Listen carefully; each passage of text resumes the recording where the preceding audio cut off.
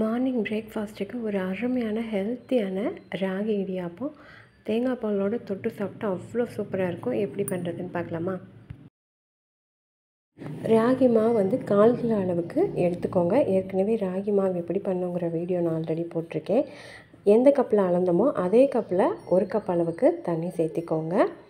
தண்ணி case on பண்ணிவிட்டு high ஃப்ளேமில் வச்சுட்டு தண்ணி நல்லா கொதித்து வரட்டும். இதுக்குள்ளே தேவையான அளவுக்கு உப்பு சேர்த்திக்கோங்க. தூள் உப்பு இருந்தால் தூள் உப்பு சேர்த்திக்கோங்க. கல் உப்பு இருந்தாலும் கல் உப்பு சேர்த்திட்டு நல்லா கரைச்சி விட்டுக்கோங்க. அதுக்கப்புறமா 1/2 டேபிள் ஸ்பூன் அளவுக்கு ஃப்ளேவர் இல்லாத ஆயில் வந்து சேர்த்திக்கோங்க. இல்லை தேங்காய் எண்ணெய் சேர்த்தலாம், நெய் சேர்த்துறனாலும் சேர்த்திக்கலாம், இல்லை நல்லெண்ணெய் கூட சேர்த்துறனாலும் சேர்த்திக்கலாம். இதெல்லாத்தையுமே உப்பெல்லாம் கரையிட்டும் நல்லா கலந்து விட்டுக்கோங்க.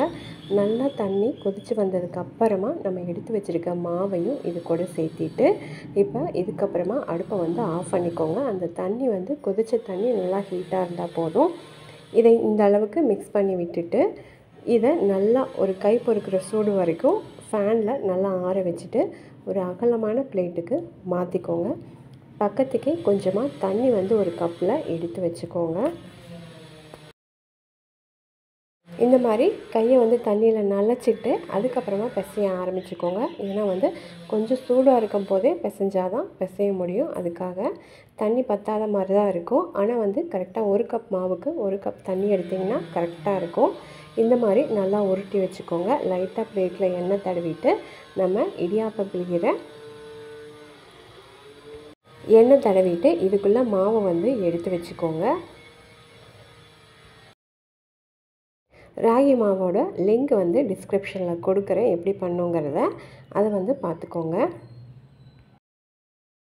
3/4 வாசி அளவுக்கு மட்டும் மாவு வந்து ஃபில் பண்ணிக்கோங்க. இல்லைன்னா இது ஹார்டாக இருக்கனால ப்ரெஸ் பண்ணுறதுக்கு ரொம்ப கஷ்டமாக இருக்கும். அதனால்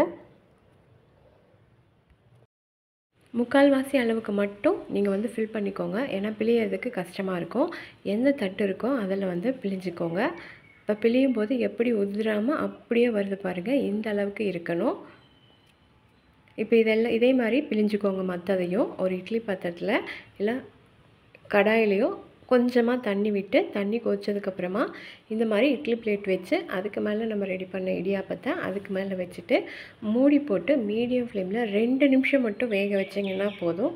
ஏற்கனவே நம்ம சுடுதண்ணியில் தான் பிசைஞ்சிருக்கோம். அதனால் 2 நிமிஷத்தில் நூடுல்ஸ் மாதிரி சூப்பராக வந்து இந்த ராகி இடியாப்பம் ரெடி ஆயிரும். ஒரு 2 நிமிஷம் கழித்து பார்க்கலாம்.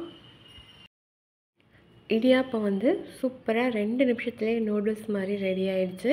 ஹெல்த்தியான பிரேக்ஃபாஸ்ட் இது தேங்காய் பாலோட ஏலக்காவும் நாட்டு சர்க்கரையும் போட்டு காலையில் பிரேக்ஃபாஸ்ட்டுக்கு ட்ரை பண்ணி பாருங்கள். ஆவி பறக்க எடுத்தோடனே பிளேட்டுக்கு மாற்றும் போதே ஒட்டாமல் வருது பாருங்கள். இதே மாதிரி நீங்களும் ட்ரை பண்ணி பாருங்கள். இந்த ரெசிபி பிடிச்சிருந்தால் நம்ம சேனலை மறக்காமல் சப்ஸ்கிரைப் பண்ணிக்கோங்க, லைக் பண்ணிக்கோங்க, எல்லாருக்குமே ஷேர் பண்ணிக்கோங்க. தேங்க்யூ.